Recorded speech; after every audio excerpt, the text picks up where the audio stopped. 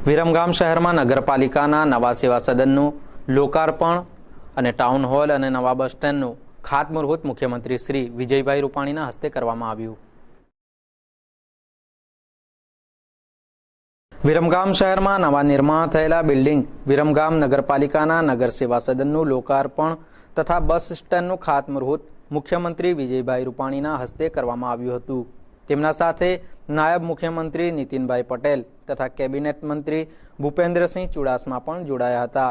સૌપ્રથમ નવા બિલ્ડિંગનું લોકાર્પણ કરવામાં આવ્યું હતું। ત્યારબાદ દીપ પ્રાગટ્ય કરીને કાર્યક્રમની શરૂઆત કરવામાં આવી હતી।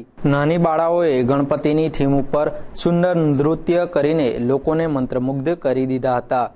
વિરમગામ નગરપાલિકાનું નવું નગર સેવા સદન મુખ્યમંત્રી શહેરી વિકાસ યોજના હેઠળ 2 કરોડના ખર્ચે તૈયાર કરવામાં આવેલ છે। આ બિલ્ડિંગ સંપૂર્ણ સીસીટીવી કેમેરાથી સજ્જ છે।